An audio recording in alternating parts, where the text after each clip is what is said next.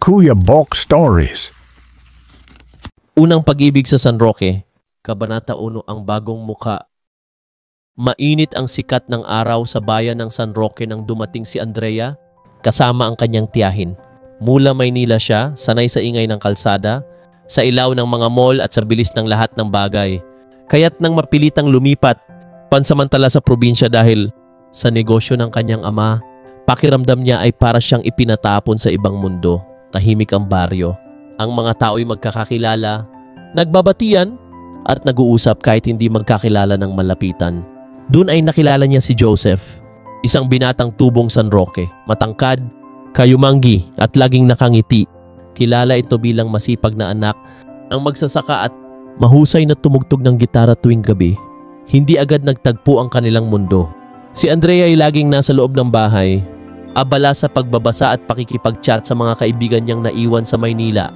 Si Joseph na may abala sa pagtulong sa bukid at sa kanyang mga kaibigan. Ngunit isang umaga, habang naglalakad si Andrea papunta sa tindahan, biglang tumakbo ang isang aso at halos matumba siya. Mabilis na nahawakan ni Joseph ang kanyang braso. "Miss, ayos ka lang?" Tanong nito, may halong pag-aalala. Natigilan si Andrea. Ngayon lang siya tinapunan ng ganong klase ng tingin. Totoo, maalaga at walang halong yabang. "Oo, salamat," sagot niya. Sabay iwas ng tingin. Mula nun, nagsimula ang mga simpleng pagkikita nila. Si Joseph na laging dumadaan sa harap ng bahay upang magdala ng mangga, niyog o kung ano man galing sa bukid. Si Andrea na unti-unting natutong ngumiti at magbukas ng sarili sa bagong kapaligiran. Ngunit sa likod ng ngiti, may tinatago siyang lihim, isang nakaraan sa Maynila na pilit niyang nililimutan. At si Joseph, kahit masayahin, ay may sariling sugat mula sa nakaraan na hindi pa niya lubos na natatanggap. Sa mga susunod na araw, ang dalawang mundong magkaiba ay muling magtatagpo sa ilalim ng araw ng San Roque at sa gitna ng mga pangarap at sugat na parehong pilit binabaliwala. Kabanata 2 ang munting paglapit. Mabilis lumipas ang mga araw sa San Roque. Sa bawat umaga, naroon si Andrea sa harap ng kanilang bahay, nag-aayos ng mesa para sa kanyang tiyahin, habang nakikita si Joseph na dumaraan papunta sa bukid. Madalas siyang kumakaway at sa una, simpleng ngiti lang ang iginaganti ni Andrea. Ngunit unti-unti, natutunan niyang gumanti ng mas mahabang tingin, ng konting salita, hanggang sa dumating ang araw na nagsimula silang mag-usap ng mas matagal. Isang hapon, habang nakaupo si Andrea sa may puno ng mangga, dumaan si Joseph dala ang kanyang gitara. "Pwede ba akong umupo?" tanong nito. Nakangiting parang walang pag-aalinlangan. Tumango si Andrea, bagaman may halong kaba. "Sige, pero huwag mong isipin na marunong akong makinig sa musika. Sa Maynila kasi puro malalakas na tunog, puro kanta ng banda." "Eh di mas maganda," sagot ni Joseph. "Masasanay ka sa mas tahimik na musika dito." Nagsimula siyang tumugtog ng isang lumang kundiman, malumanay, puno ng damdamin. Hindi maipaliwanag ni Andrea kung bakit parang may haplos sa kanyang puso ang bawat tugtog ng gitara. Noon niya lang naramdaman ang ganitong kapayapaan. "Alam mo, Andrea," wika ni Joseph matapos tumugtog, "minsan hindi kailangan ng magarang bagay para maging masaya. Minsan sapat na yung mga bagay na simple, gaya ng pagtugtog o gaya ng isang ngiti." Hindi agad nakasagot si Andrea. Napansin niyang nakatitig si Joseph sa kanya at tila may ibang kahulugan ang mga salitang binitawan nito. "Hindi pwede," bulong niya sa sarili. "Hindi ako pwedeng basta mahulog.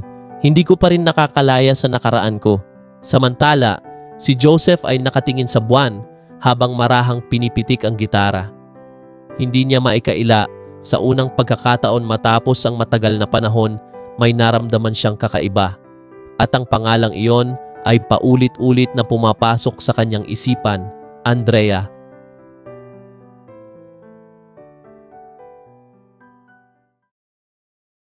Kabanata 3, Lihim na Sugat.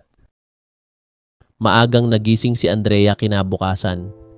Pinilit niyang maging abala, nagwalis ng bakuran, tumulong sa pagluluto at nagbasa ng libro. Ngunit kahit anong gawin niya, paulit-ulit pa rin sa kanyang isipan ang mga mata ni Joseph at ang musika ng kanyang gitara. Sa gitna ng kanyang pag-iisip, lumapit ang tiyahin niya. "Andrea," sabi nito, "nakita kong madalas ka nang kinakausap ni Joseph. Mabait siyang bata, pero tandaan mo, anak siya ng magsasaka. Hindi tulad ng mga lalaking nakasanayan mo sa Maynila. Napayo ko si Andrea. Hindi naman po kami ganun, nag-uusap lang kami. Ngumiti ang tiyahin ngunit may halong pag-aalala. Basta, mag-ingat ka sa puso mo. Hindi lahat ng ngiti ay ligtas paglaruan. Kinagabihan nakatagpo muli si Andrea at Joseph sa may ilog. Walang ibang tao roon, tanging ingay lang ng dumadaloy na tubig at huni ng mga kuliglig. Parang madalas kang nag-iisa dito, ani Andrea, habang dahan-dahang umupo sa tabi niya.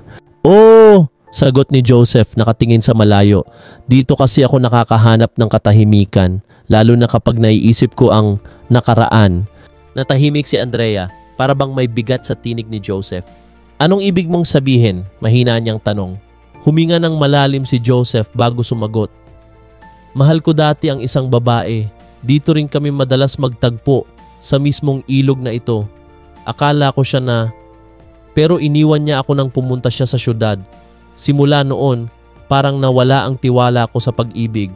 Napatigil si Andrea. Ang mga salitang iyon ay tila salamin ng kanyang sariling sugat. Siya man ay may iniwang kasaysayan sa Maynila. Isang pagmamahal na nauwi sa pagkakanulo. "Siguro," mahinang sambit ni Andrea, "pareho pala tayo ng pinagdaanan." Tumingin si Joseph sa kanya halatang nagulat. "Pero ayoko nang balikan pa, masakit. Kaya pinili ko na lang nakalimutan," dagdag niya pilit ng ngumiti. Nagtagpo ang kanilang mga mata. Sa sandaling iyon, para bang nauunawaan nila ang isa't isa. Hindi nila kailangan ng maraming salita.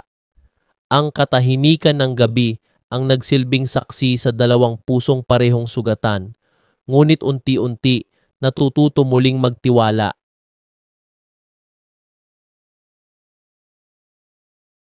Subscribe para sa mga susunod na kabanata. Kuya Bok Stories.